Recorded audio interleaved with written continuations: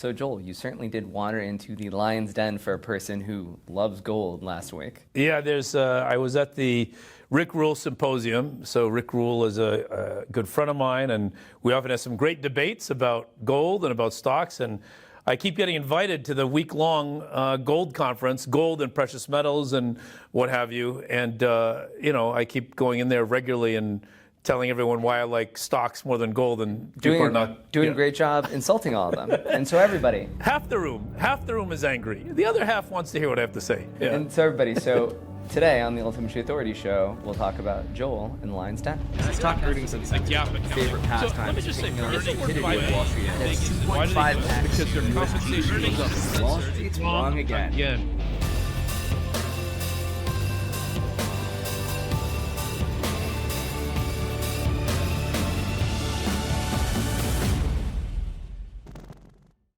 So I thought there was 5 takeaways that I got from it, right? One, the gold has been running.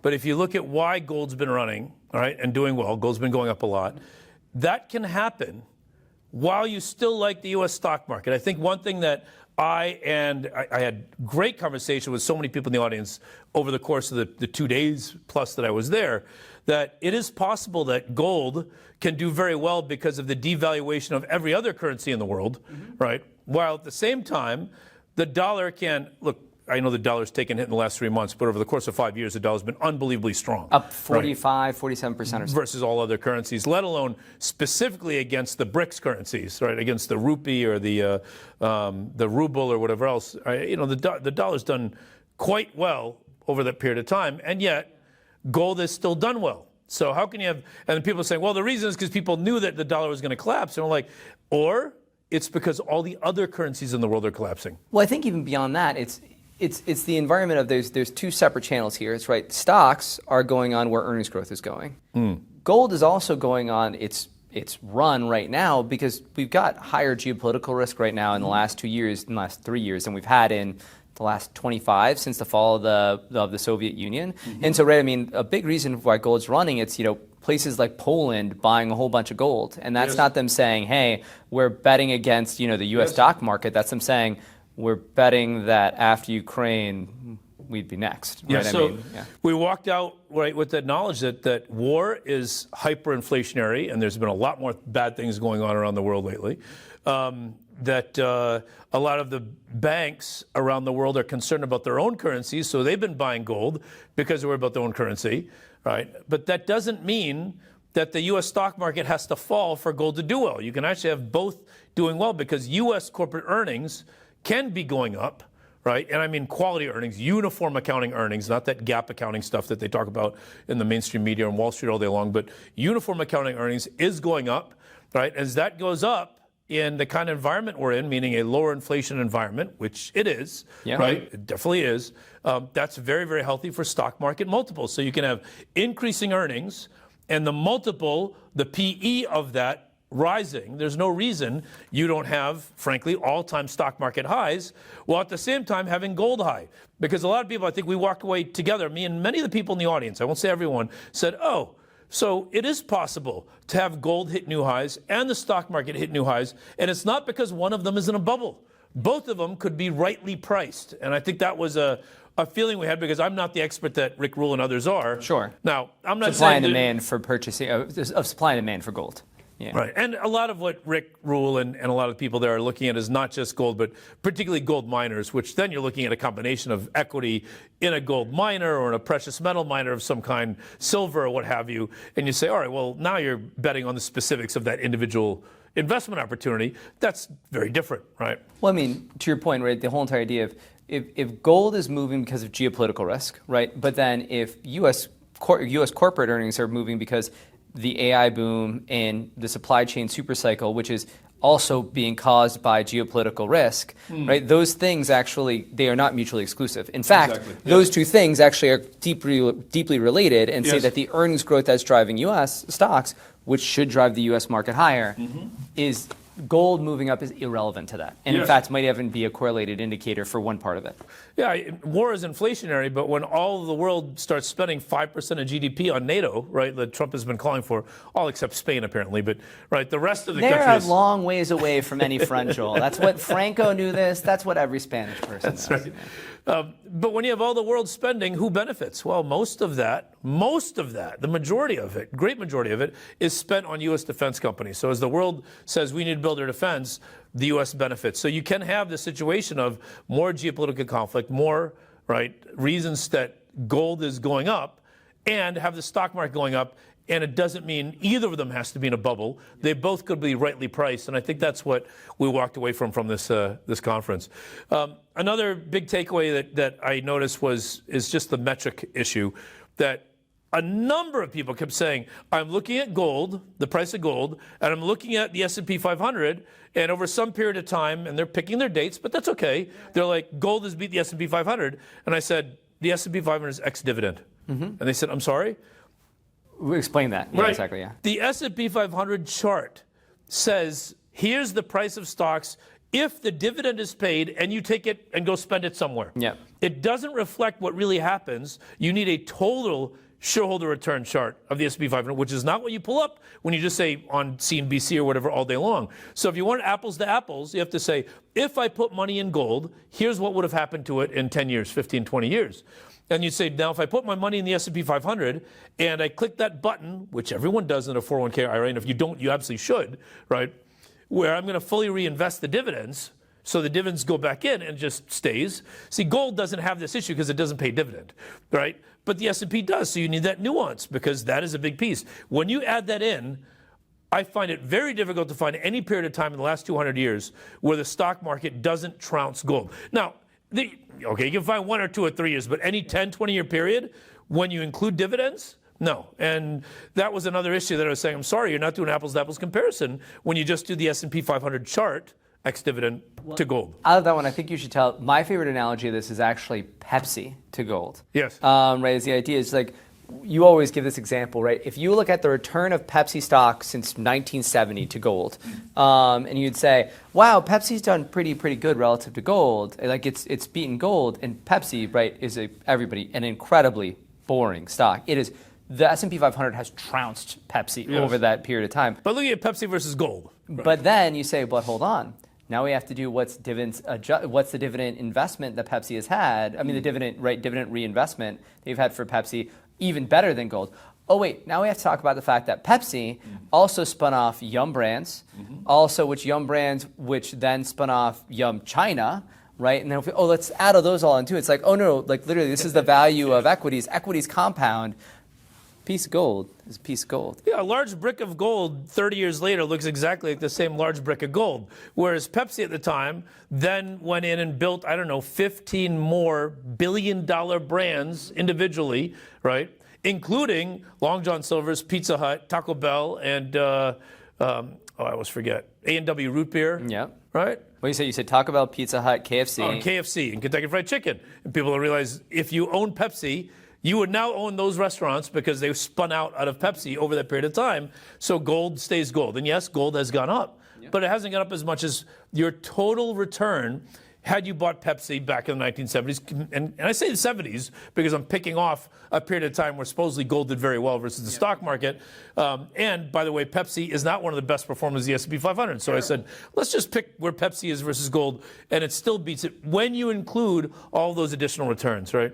So yes, I was at the Rick Rule conference, and I love going there. And one of the last things I thought I'd bring up is people said there's a U.S. debt issue. Now, we're going to show a chart. When you take a look at this chart, you'll look at the total amount of U.S. debt service, which many years ago was only $300 billion a year only, and it's risen to now to be $1 trillion a year. And they said, well, doesn't that say that the U.S. is going to go bankrupt? And I said, based on what? And they said, well, based on GDP. And I said, yeah, but the U.S. doesn't pay its debts with GDP, it pays with taxes. And you look at the U.S. tax revenue, which on a frankly lower tax rate and a very progressive tax rate, meaning poor people pay a lot less tax as a percent of what they make than rich people. In fact, as a percent of the total, rich people pay so much more. But either way, when you have that kind of progressive tax policy, you still have the U.S. collecting more tax where maybe there was like a $700 billion cushion 20-something years ago over the $300 billion that was owed. And they say, well, today it's a $1 trillion debt payment. I'm like, yes, but the cushion above it in tax revenue is this year something like $4.5 trillion. So, yes, the debt service is $1 trillion, but the U.S. is collecting $5.5 trillion in tax revenue. Why would you think that there's going to be a debt problem? Right, to your point, the difference between 30% of total taxable income, right, versus now sub 25%. Taxable revenue. Taxable revenue, now sub 25, sub 20% actually of taxable revenue. Yeah. So the U.S., I would argue, is even a better situation today of paying off that $1 trillion than it was many years ago, not worse. But to do that, you have to look at taxation, and a lot of people don't. I mean, people don't understand debt, right? U.S. debt in the first place, let alone understand tax policy and taxation and how sustainable it really is in the United States. And that number's just been going up and up and up because the strength of the U.S. economy and the strength of, and people are like, well, does that mean I have to pay more in taxes? No, on a lower tax rate. That's the Laffer curve. Yep. The U.S. is collecting a much higher tax revenue than a lot of countries like China and Russia and Germany that have these really egregious tax rates, but then everybody's leaving or hiding their money so they can't collect the tax revenue. It's sort of like California versus Texas. California is shrinking because they keep raising taxes and keep collecting less tax revenue when, Texas, which collects taxes in certain ways, but people are moving there, so they're getting a bigger economy in general. It's sort of like the United States as a whole is a bit more relative to the world like Texas than California. And then you mentioned another one to me, Joel, which I thought was interesting because it was one that we've actually seen our Altimetry partners, our best subscribers ask us about too, which is the idea of, well, sure, you talk about this idea of 1 billion versus 5.5 billion, but what if we trillion. What if we take all of our off-balance sheet liabilities that we have, like Social Security, Medicare, Medicaid, and everything else? Well, that's a huge number relative to that $30 trillion of debt that we have, or $25 trillion of debt. What about that? Yes. And I think that's another important one, too. Yeah, so I was given a breakout session after the plenary session, and the breakout session was in the big room also. I mean, it was pretty cool. So a lot of people came back and either postponed their dinners or brought in some food or something and snacked while I did another hour and a half or so of just Q&A. But one of the questions they said was, what about all the discounted value of the liabilities, right? All the future Medicare payments, all the future Social Security. And I said, I think that is a wonderful way to look at the total, problem that it may have. But then you also have to discount back all the future tax revenue, which has been growing at a faster pace. Faster pace. I want to make a point in there. Tax revenue has been growing at a faster pace, right, than other these expenses, right? Thankfully, meaning people are trying to put a cap on these expenses, and tax revenue has still been humming along. The second thing is, what about the assets? Right? So if we're going to talk about off-balance sheet liabilities for the U.S. government, let's talk about off-balance sheet assets. And the assets, that includes the fact that the U.S. is still to this day 35 to 40% owner of all U.S. land. So arguably the most valuable land in the world, the U.S. government, the federal government, still owns the plurality of it. Right?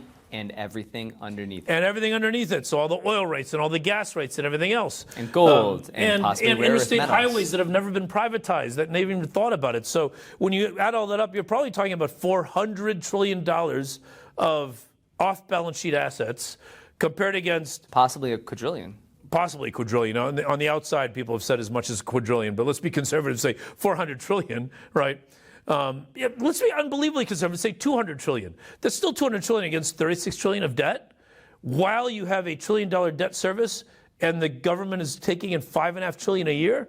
This is a company that would be, if this were a business, the U.S. would be AAA all day long. If this was an individual, the banks would be falling over themselves to say, let me give you more money. If an individual had the same characteristics. I use the Joe the Plumber idea, and I basically take the U.S. government's finances, I divide by 10 million, and I say, what if you were making $550,000 a year? People would be comfortable with you making an $8,000 payment a month. $550 after tax, right? With you making $8,000 debt service payment a month.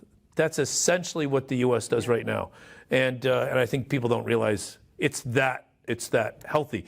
Now, if you're a congressman please do not listen to anything I said. We do have a massive problem. Your irresponsibility is the reason that people think we're in this kind of mess, and you're getting bailed out every day. The congressmen are getting bailed out every day by the strength of the U.S. economy, which I'd argue the congressmen have very little to do with, right? Which is hardworking Americans and all the entrepreneurship and the biggest companies in the world all working so hard every day. But when you take the taxes from those hardworking Americans and hardworking business owners and hardworking companies, you end up with more than enough revenue, tax revenue, to easily cover national debt as it is right now. So what you're saying is buy gold. I still, as much as I feel that gold deserves a bullish call, giving everything happening in the world, I can't imagine replacing any of my VOO or my S&P 500. I can't imagine replacing any of my S&P 500 with any pure gold. Now, could there be a gold stock or some of the junior gold miners? I saw some really cool stuff at this conference of silver miners and gold miners and uranium and whatever else. And I'm like, well, those are some really interesting things, right? But those are stocks. I mean, those are equities at the end of the day. And I can imagine replacing my equities with one of those individual equities that look really good, maybe a 30th or a 40th of my fund with some of those. They're really interesting. But to replace any of my S&P 500 with just pure gold, no, I still don't think the case is made. I'm sorry. Yeah, but I mean, so to summarize, right, it's actually the S&P 500 and gold can go up at the same time. Absolutely. Yes. 2, if you think that gold has beat the S&P 500, look at the real math. Yes. And then 3, if you think the reason to not buy the S&P 500 and buy gold is because the fact the U.S. government is going to go broke and going to destroy the world, sorry, not sorry, that's not going to happen. Yeah. So there you go. I like it. Everybody, if you enjoyed that conversation, hit like and subscribe and leave us a comment. Thanks so much. This is this episode of the Altimetry Authority Show.